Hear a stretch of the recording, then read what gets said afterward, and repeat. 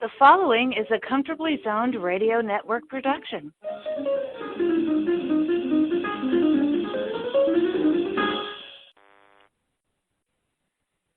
Thank you, Tally Olson. I am back, and you are comfortably zoned with me, the Zig Zag Man. I'm in Alameda, California, right across the bay from San Francisco, kind of across the moat from Oakland, if you know Northern California, and down by the lagoon at the 420 studio. Archie Bunker would have pronounced it that way.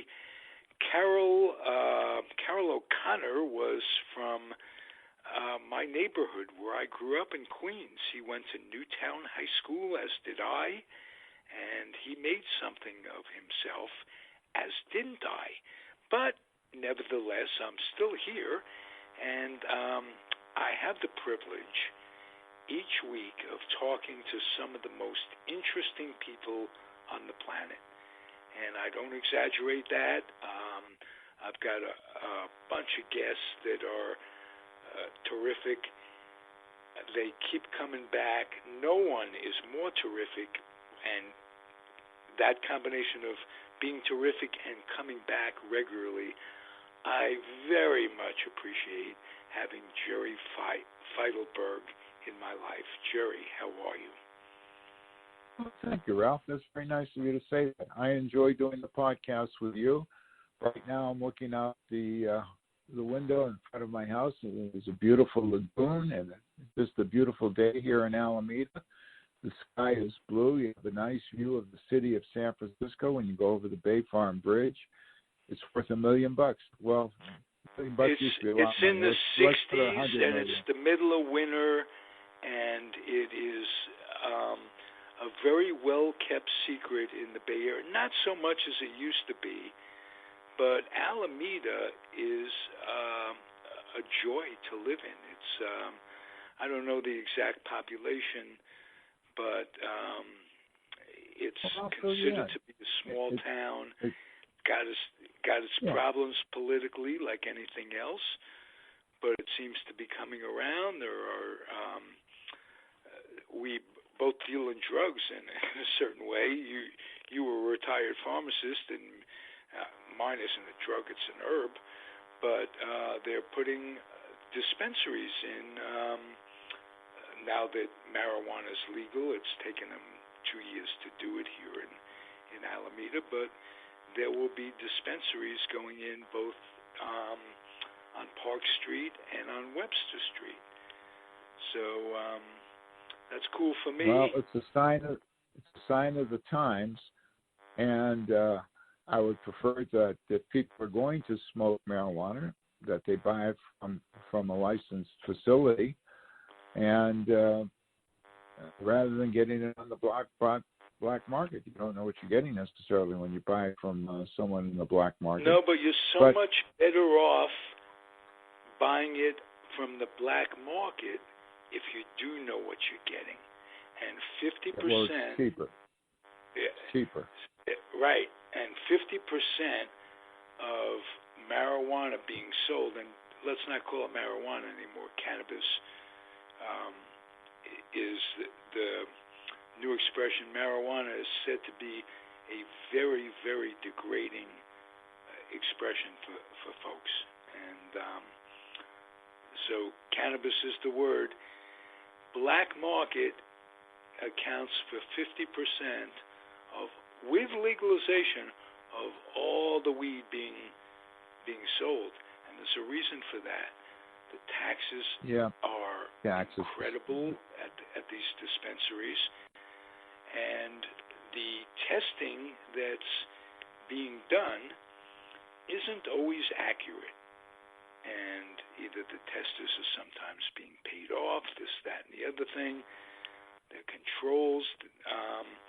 For whatever reason, if you can find a grower who's doing it on the black market, support that grower. They've made it legal, but they don't make up for all that a grower, old-time people who have been in the business, so to speak, had to go through with illegality. And so there you go.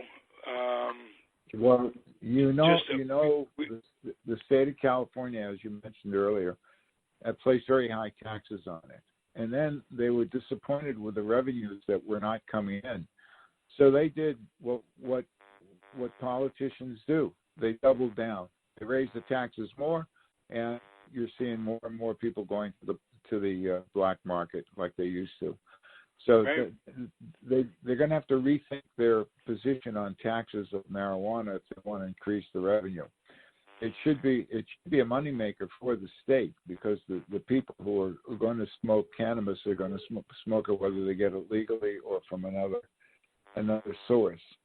So absolutely. And if you want to go to you want to talk about the good side of dispensaries, there are products that you can't get on the black market, like sprays and vapes and dabs and all these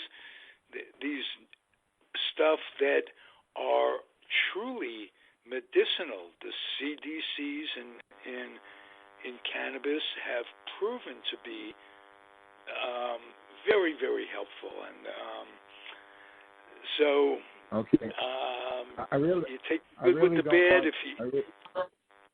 I really don't want this to be a talk about cannabis. I want to talk about Alameda, and we talk about the acquittal of Donald Trump. You wanted to know about absolutely. Let's wrap it up about Alameda.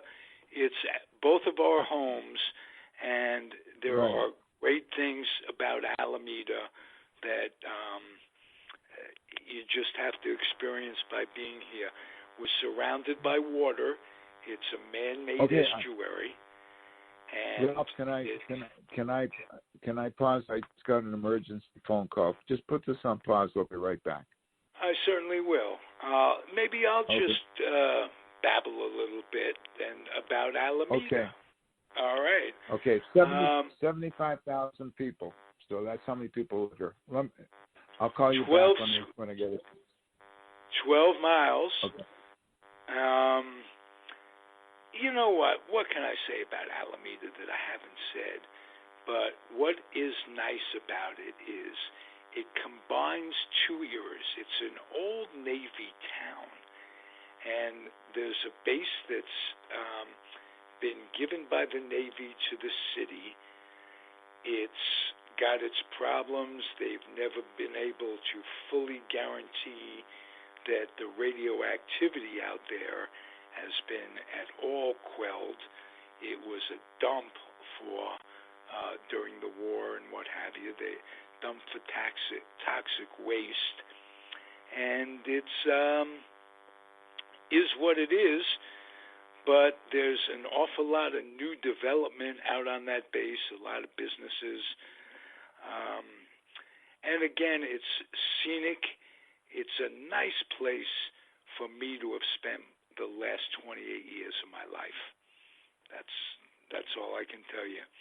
And now I will put it on hold, and we'll be back to you. It's the Comfortably Zoned Radio Network. I'm Ralph Tycho, Comfortably Zoned with the Zig Zag Man. My guest is Jerry Feitelberg, and that's my station identification. We'll be back right at you.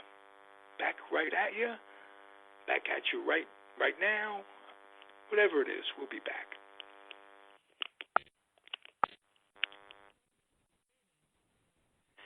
As promised, back with Jerry Feitelberg. How are you, sir? I'm doing great. I'm doing even better now. As I explained to you before we went on the air, I had a lot of dental work yesterday, and I had lost my crown. The phone call was to tell me that Isla had found my crown. So that was good news. Yeah, good news. Very good news. Yeah. Very good news. Let's talk. I've really told the folks about Alameda all I could, because it's something that needs to be experienced. A lot of Victorian homes. The Victorians good walking, are beautiful. Good bike riding. Like I told the folks. Alameda is flat. The only hill, the highest point in the town is the former. It's known as Mount Trashmore, which used to be the former garbage dump, but they moved that.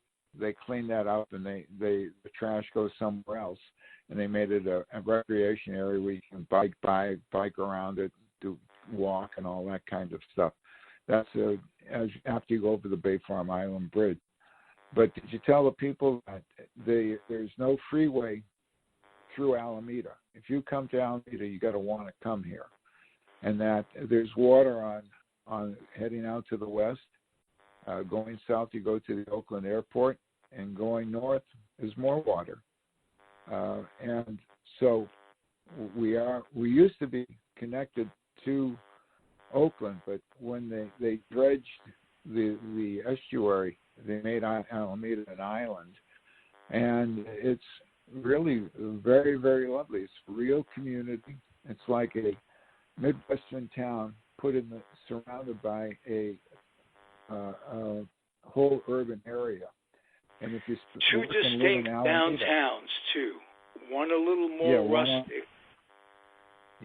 One on Webster Street, one on Park Street.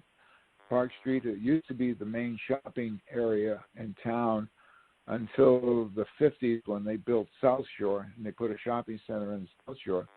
But downtown Alameda, which is close to City Hall and the police station and the Elks Lodge, has reinvented itself. They built the movie theater about 10 years ago.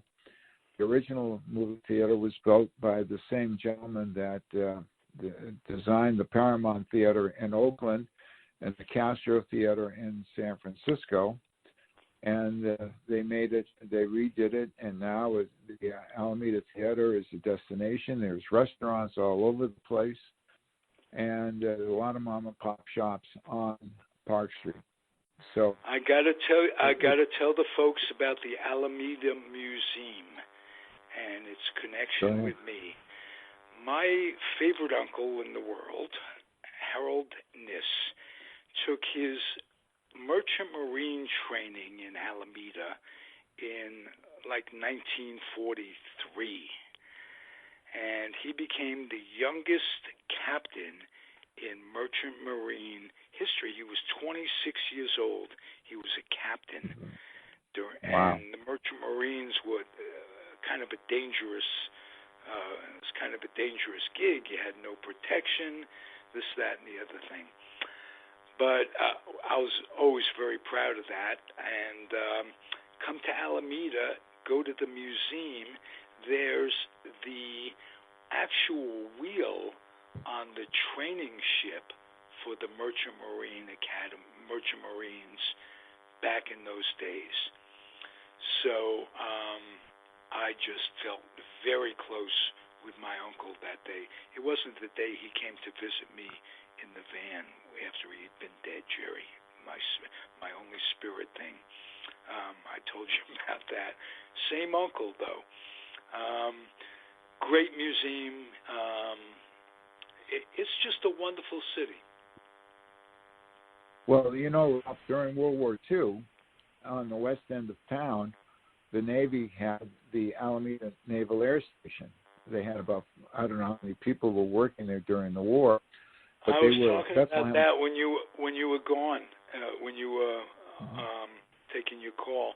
Wow. So, and now they've got a problem with radiation.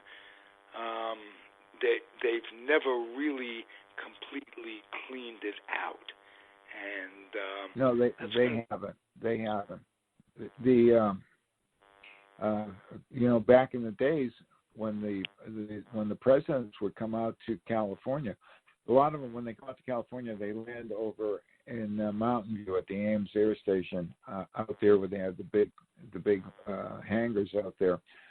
But when the Naval Air Station was in its prime, the planes used to land here. And back in the 30s, when Trans-Pacific flights originated, when the Pan Am Clippers took off, they took off from the Alameda Naval Air Station. Well, it was a runway at that time. That was before the Oakland Airport. Yeah, a little bit of history. Didn't realize that. Yep. And well, of course, you know that Doolittle. You know that Jimmy Doolittle was born here in Alameda. Jimmy Doolittle, and Doolittle Drive is named for him. Absolutely knew that, and I a number of times have had it pointed out to me, and I could never remember which house it was. He lived in a house right here in Alameda, a greenhouse, if I remember. And when I was in Santa Monica, this is in between 75 and 79, I was a partner in the store in Santa Monica before I moved here. General Doolittle and his wife were customers of mine. Mrs. Doolittle would pick up the medicines most of the time. And one day she brought in the General, and I had a chance to meet him. I was absolutely excited, beyond belief, to meet Jimmy Doolittle. Yes. Oh, are you kidding? And that was before you even got to Alameda. It was way before I got to Alameda, yeah. It was about over 40 years ago. Then they moved up to Carmel, and she passed away before he did, and then, of course, he passed away. But that flight, 30 Seconds Over Tokyo, made the movie 30 Seconds Over Tokyo, and the Doolittle Raiders sent Japan a message that we could reach Tokyo, and they did. And, of course, the baseball connection was that Mo Berg, remember Mo Berg, the catcher who was the spy? Yes. Mo Berg in 1934 was in Tokyo with Babe Ruth and Lou Gehrig. And they brought a troupe of touring all-stars. Berg had been there before in 1932. But in 1934, Mo Berg got dressed up as a geisha, and he took a bouquet of flowers to the hospital to give them to the ambassador's daughter who had a baby. He had no intention of seeing the daughter.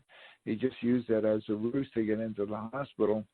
And underneath his kimono, he had a Bell & Howell 16-millimeter camera. And he went up to the roof, which was at that time one of the highest points in Tokyo, and photographed the Tokyo Harbor. And they sent those films to the State Department, and Berg claims that they used that for the planning for Jimmy Doolittle's raid on Tokyo. How about that? Oh, wow. Did not realize that. I do remember what Casey Stengel said about Mo Berg. He can speak 7 languages, but he can't hit in any of them. Yeah, right. So, he was one of those non-all-stars that went over on those tours that you wouldn't have thought. Now that you look back, you understand why he was over there to spy, and they knew it right from the get-go. So yeah, he learned Jap. He was so smart. He was one of the smartest people ever to play in baseball. He started out in Columbia and transferred to Princeton. Played baseball in Princeton, but he could learn a language or enough to get by in 3 weeks. And he learned Japanese in 3 weeks. Can you believe that? So that got him around Tokyo in those days. Just an amazing man. And one of the books to read, I think it's by Davidoff, is The Catcher Was the Spy, about Mo Berg and what he did during World War II. He was in the OSS, and he was sent there to kill Werner, the physicist, the German physicist Werner Heisenberg. And he learned enough about physics to get by. And he before he went to the symposium where Heisenberg was speaking, he hung out with physicists in Italy, and he learned enough about it so that he could pass as a physicist. And they sent him in with a pistol and a cyanide capsule. And his job was to determine if if the Germans were planning to build a nuclear bomb. And if they were, he was to kill Heisenberg on the spot. And if he got caught, he was to take the cyanide pill. Neither happened. he was convinced the Germans weren't building a nuclear weapon, and he didn't have to shoot Heisenberg. Whoa. That's a very interesting story. Did not know that. Didn't realize that the Doolittle Connect was there. It was for that particular raid that his pictures were taken. Yeah, and one other thing, in 1946, Harry Truman wanted to give him the Medal of Freedom. And just like Rush Limbaugh got the Medal of Freedom the other day, that could be a segue into talking about life. Is this surreal? Could you write as fiction if you wrote what's going on today? There is no one would take that book. If you wrote that 5 years ago, that this is what was going to be happening. This is craziness. This is crazy making. I never dreamt in a million years that we had 3 years of absolute insanity and chaos from the President of the United States. Now, I have friends that absolutely love him and were thrilled that he got acquitted the other day. And they're entitled to their beliefs. I don't even talk to them because it's a waste of time. Nothing's going to change their position. They can have it right there. We're all preaching to the choir, but it's amazing how divided we are. That 50% of the people in this country support him, and you and I are of the same political mind. We just can't understand it. I don't know what your friends' rationale is when they talk to you, but if it's just as much gibberish as my spiritual contact with my uncle, I wouldn't bother. What are you going to tell him? I can tell you the one about both of them. One of them is a lady who lives in the Central Valley, and her husband is Israeli, and they believe that Trump is the biggest supporter of Israel ever. Never mind the fact that every American president is going to be a supporter of Israel. And a lot of things Obama did, I wasn't crazy about him, but I knew he was a supporter of Israel. Netanyahu may not have liked him, but that's another story. But Netanyahu and Trump are simpatico. So when he moved, so that's the rationale, right? He's good for Israel, and the reason he's strong for Israel is because the right-wing Christians believe that Israel should be in Jewish hands when the rapture occurs, when Jesus comes back. So that's why the right wing supports him. The Israelis support him because he wants to have Israel to be strong, and he does everything Netanyahu tells him to do. The second person is a conservative who believes in less regulation, more free economy, that type of thing. Now, let me preface this, and I've been a Democrat all my life, but I also, when people say, well, more Republicans serve in the military, and we really support the military, I say that's total crap. I served in the military. You served in the military. All my cousins served in the military. World War II, Korea. I was in during the Vietnam War, and unfortunately I didn't go to Vietnam, but I was called to go to Cuba for the Bay of Pigs, so that didn't happen. I was on active duty when that happened. So we all served. We all believed in the country. We were all capitalists. We all wanted to have our own business. But we believed that there was a social contract. We believed that we're a rich country and everyone should have health care. Everyone should have food on their table. We should help the poor. not necessarily by giving them cash, but providing them with the opportunity to pull themselves out of poverty by their own bootstraps. Those are common American values. And I get pissed off when people say, we're more patriotic than you are. That's not the case. It's not the case.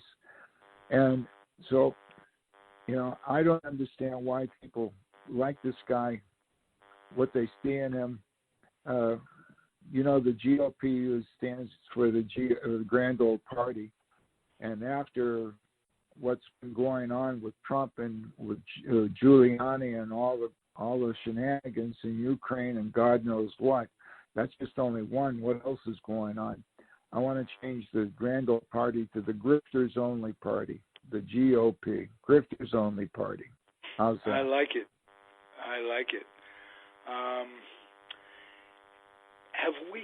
Is it beyond us now? Have we lost democracy with this? Because he's been told that whatever, except by Cook, she says he's going to listen, he's going to change.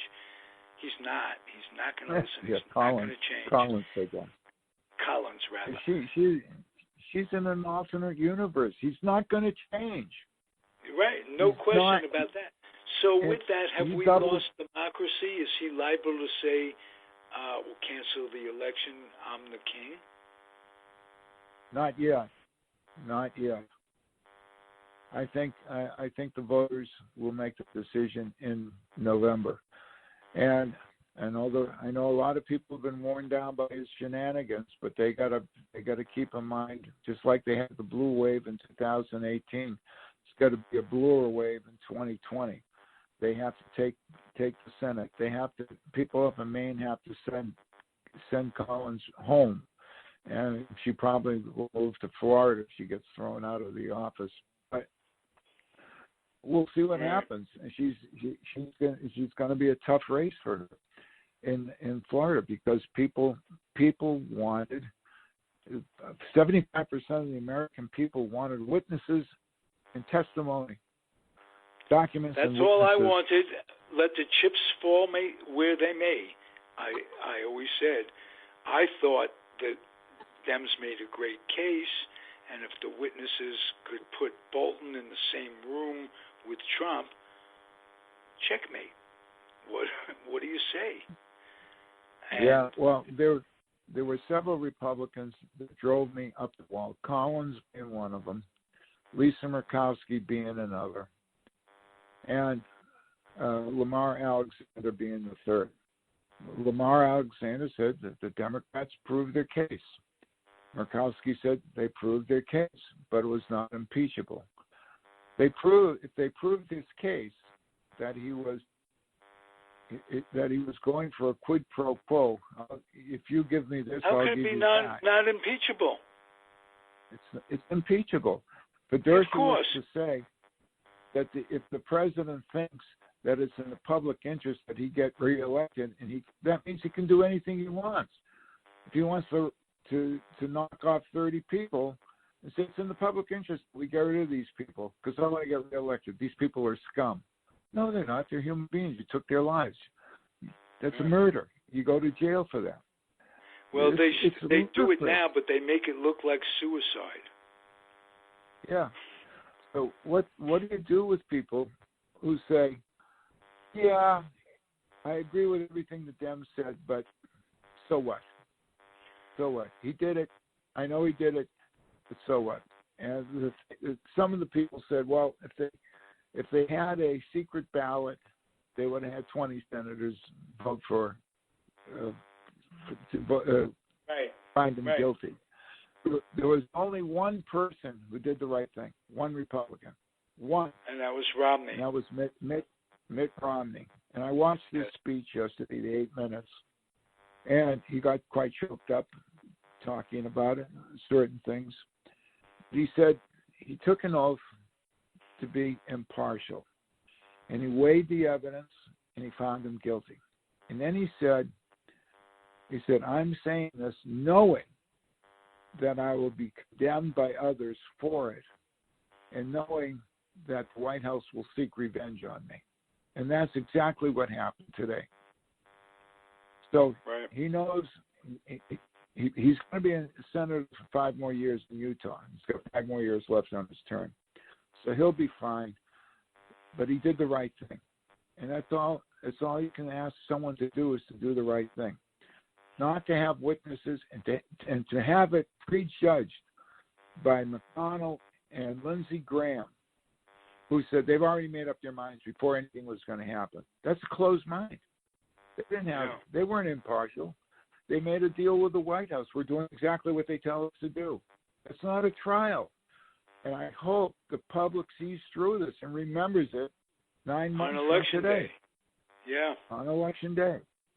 That's the only thing we can hope. If I were doing the Democrats, I probably would have gone for those, have the thing tested in court and hope that the court would rule on it just before the election. But I guess they weren't sure that was going to happen. But I would have done it.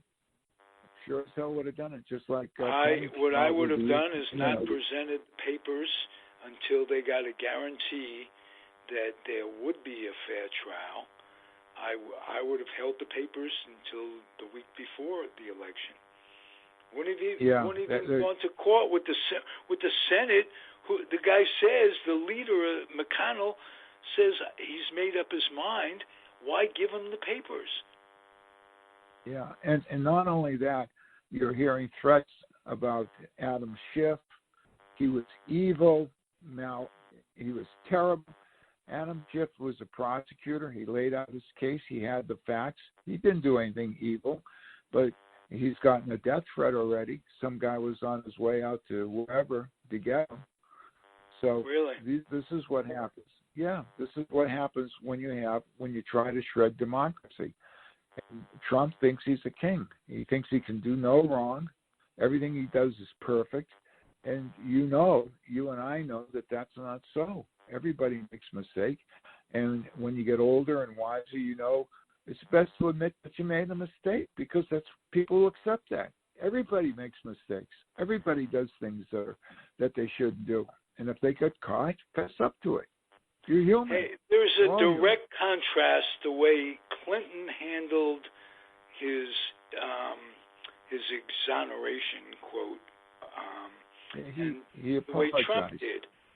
Trump, he apologized for putting the country through it, for putting his family through it, putting the people through it. Now, we've heard no such Trump apology. No, he blamed everybody else. He blamed the Democrats because they were evil and vicious and malevolent, and that they were after him. Right. That's who he blamed. That he did nothing wrong. The phone call was perfect. Yeah. I also have my other number one.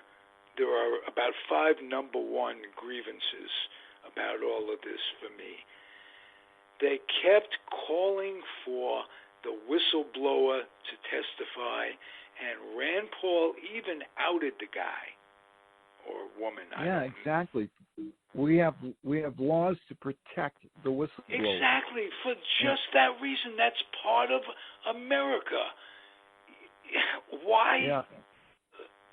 These are fascist people that are reacting in a fascist way. So they want to win by intimidation and fear. They want to win by intimidation and fear, and we cannot allow that to happen. You have to have laws. It's just simple as that. And if you don't if you're a senator and you break the law, you pay the price. It's the law. You should be whatever. I don't know what they can do to get rid of the senator. I think they have to have 2/3 of the Senate throw them out. You're not going to get that, but there must be something they can do, censure or whatever. But it's meaningless. They should never. They put the whistleblower at risk. They put his life at risk. You know what gives me an insight into the real Trump family? Eric Trump, one of the kids, has a thing where he will take you, if you give a big enough donation, I mean a lot of money, he'll take you on a trip to kill animals on the endangered species list. Yeah, isn't that wonderful? That sums up the Trumps. What did he raise his kids to do, and what do they think of the planet? What does he think of the planet? I mean, it's just, what does he think of womanhood? I mean, we're talking about my mother. You know. I guess they view women as eye candy, that they're there to serve the needs of the men rather than as an equal human being. You know, when you're in a marriage, it's a partnership. It's supposed to be a relationship. It's a partnership, man and woman. And I guess they just feel that the woman is there to meet his needs. I have no idea how they view women. But yet there are women, there are Spanish women that vote for him. Mexican American women vote for him. You see this craziness going on. Yeah.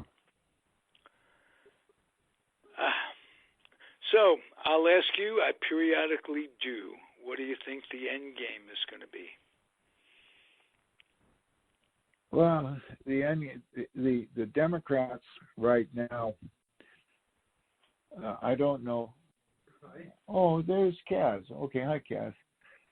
The Democrats, the candidates, there hasn't been anyone really emerge yet. It's too early to tell.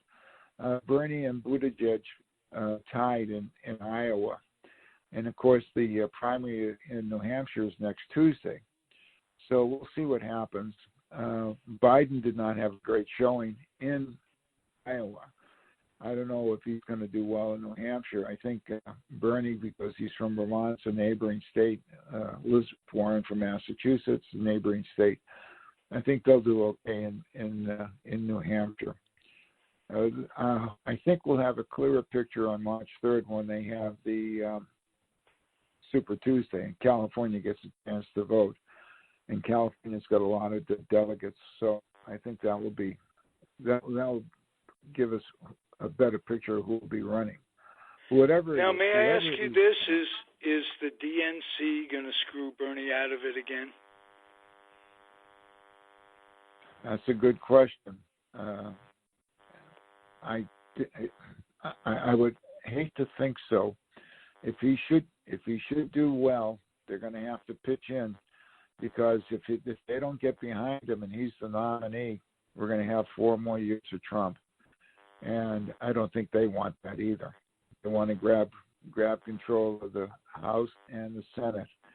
So, but you're hearing things from Mrs. Clinton, for instance. She made a wise remark about a week ago. You're hearing things from. Yeah, I don't know why she did it.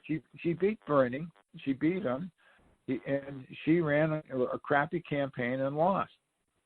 So if anyone's responsible I don't think she for Trump, thinks she got enough support from Bernie, but he did eventually campaign for her. He knew. Yeah. She knows. I know, you know, and Sally Wasserman Schultz knows that primary was rigged. That's why I say I don't know. You know, he's Jewish. He's a socialist, but he's also an anti-Zionist. And he's also but he does believe that in a strong economy. He can't be a socialist without a strong economy. He just wants to tax the corporations. So they're calling him a socialist.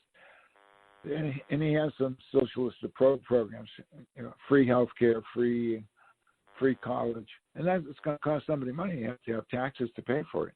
So no question about it. So he's got that. But I will say this. You put him on stage with Trump, he will destroy the fat fuck. I mean,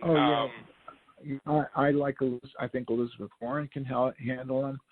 I think that Bernie can do it. I kind of like Mike Bloomberg. I know he's a billionaire. He's spending his own money. He's a very capable person. Ran New York City for 12 years. And I think he's going to go the moderate way. And Yeah. Biden is absolutely fading. There is not a chance in hell he'll make it through. Well, we'll see. We'll see. Yeah. We'll have a better picture on March 3rd. But if it's Bernie, I'll vote for him, and if it's Elizabeth, I'll vote for him. I'd I'll vote for a him. dog catcher over Trump. We have to get the country back. We've got to get, and I don't understand why people aren't up in arms. I think there's an eventual revolution coming. There's a lot of people up in arms because of the acquittal, because of what Mitch McConnell did. The important thing, if people like what McConnell is doing, he's holding up all this legislation. He's not even sending it to the president. He's not even letting the Senate vote on it. Let the Senate vote on it. Let the senators have a record. The reason they don't do it is because, when senators run for president, they have a long record of voting on certain things, and people can say, well, you voted for this and you voted for that. If he doesn't bring up anything, Rand Paul didn't vote for anything. He's as clean as a whistle, or whoever the Republican in 2024 will be. Who the hell knows what they're planning? The thing is, McConnell held up all the nominations for judgeships when Obama was president. He did everything he could to thwart Obama. He wanted to make Obama one-term president, and he failed in that. And you got to get him out. The people in Kentucky got to say, look, you're in your mid-70s, McConnell. You're worth $30 million. Enjoy your life. Get the hell out of the Senate. We'll send McMaster to Congress. So these are the things. McConnell's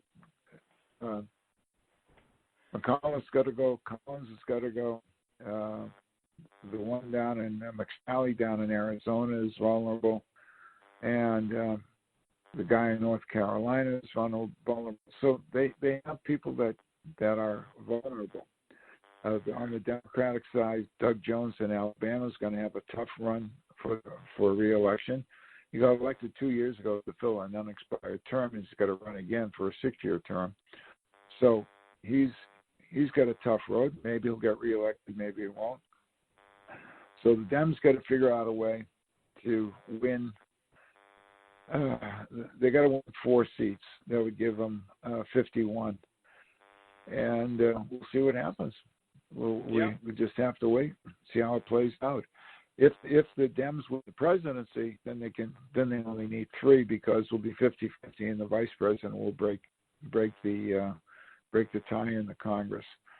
But the country is badly divided, and the people on the right foster hatred for Democrats. They revile them. They make them think that we're going to take their guns, that we're for. They have 3 things that they love on the right to use against the Democrats: gays, guns, and God. They're the people of God. They love their guns and they hate the gays, and so that's what they base their stuff on. And so can this country get by it? Because Republicans aren't the only folks that have trouble with gays. Does Buttigieg stand a chance? Not really. No, because he's openly gay. Yeah, I don't think we're ready for a first male partner. It'd be nice. It has nothing to do with his ability. You have to judge him on what he can do. He was a guy that served as an officer in Afghanistan. He was the mayor of South Bend, Indiana. So he has executive experience. He has military experience. He's very poised. He's very knowledgeable. He has he might be a little bit young. He may not have as much experience as we would like, but I think he's certainly capable. Certainly make a good vice president. That's for damn sure. Yeah, exactly. So that might appeal to a lot of people. I think that Kamala Harris, being a woman and being black, would appeal to a lot of people if she were on the ticket. She's not up for re-election, so she could run for vice president. If she did lose, she'd be back in the Senate. So that's a possibility. Cory Booker might be a candidate for vice president, although no one wants to be a candidate for vice president. They would be on the ticket. So they have to make sure if Bernie or Biden get the nomination, these two guys, or even Bloomberg, these guys are in their 70s, Bernie and Biden getting close to 80, they would, and if anything were to happen to them, you want a competent person to step in and become president. So that's what they're looking at. Hey, you know something? If anything happens to me, you're going to be the competent person that comes in to take care of comfortably zoned. Age doesn't matter. Age does not matter. It really doesn't. I found that you're one of my inspirations. I see people 5 and 10 years older than me in better shape than me mentally, and there are folks that retain that mental edge all their lives, and that's all we can hope for.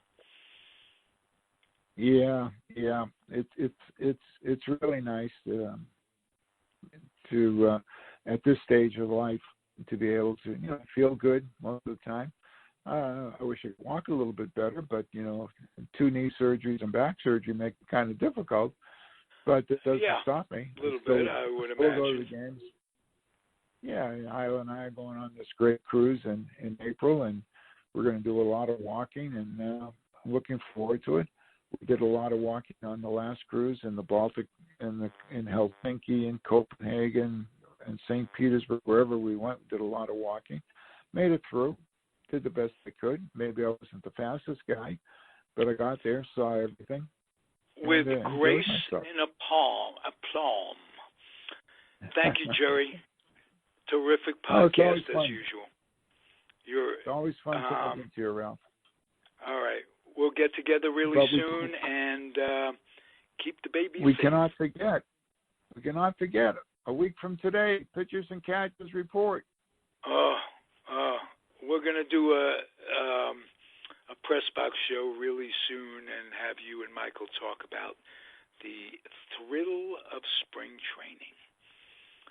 So, well, just in closing, if anyone hasn't gone to spring training, if anyone can get out to Phoenix, and Phoenix is so much better than Florida. There are 15 clubs in Florida. They're spread all over the state. There's a 2 or 3 hour drive sometimes between locales. But when you're in Phoenix, all 15 teams are in Phoenix. And, there's traffic, and it might take an hour to go from Tempe over to Glendale, where some of the teams are from the east side to the west side of the city, but it's still worth it. And then, of course, in Mesa, the A's are in Mesa, the Angels are in Tempe, the Giants are in Scottsdale. What more can you want? They're all so close to each other. It's unbelievable. It's really a joy for the fan. And I remember a sign that summer is quickly coming. Yeah, I remember the first time I went down to spring training, which was 97, when I was with the club, when I was with the A's. I went down there, and we were at Phoenix Muni at that time, and there were about 1,000 people in the stands. You could sit anywhere you want. It just wasn't crowded. In 2010, 2009, 2010, 11, 12, since then, you go down there, Scottsdale is full, Mesa is full, Glendale is full. The Dodger fans come from L.A., the Milwaukee fans come from Milwaukee, the people from Cleveland and both Chicago teams train out in the desert, so you get a lot of people from Chicago, and the stadiums are full, and it's a full house, and the players love it. And you get to see guys that are minor leaguers, they're up and coming. You think, gee, this guy's playing great, he's really hitting, and then they send him down because they know that he's going up against minor league pitching, and it might be a little bit more difficult for them to hit on the big league level, and need a little more seasoning, so they send them down to the minors. But then when you come back, you have the knowledge, hey, I saw the kid in spring training. He was really great. Good to see that he made it. And so that's what it is. The magic of baseball is almost upon us. Absolutely. Jerry, thank you. Be well, huh? Oh, thank you, Ralph. It's a pleasure. I had All so right, much fun we'll talk doing this. soon. It's the Comfortably Zoned Radio Network. I'm Ralph Tycho, the weak link of it all, but Jerry Feitelberg. Thanks again. Thank you, sir. Be well. You're welcome. Bye now. Thanks for listening, everybody. The proceeding has been a Comfortably Zoned Network production. You are advised to keep your dreams wet, your humor dry, your children and grandchildren out of military recruiting offices and off the laps of clerics who wear dresses. Thank you for listening, everyone. Happy trails.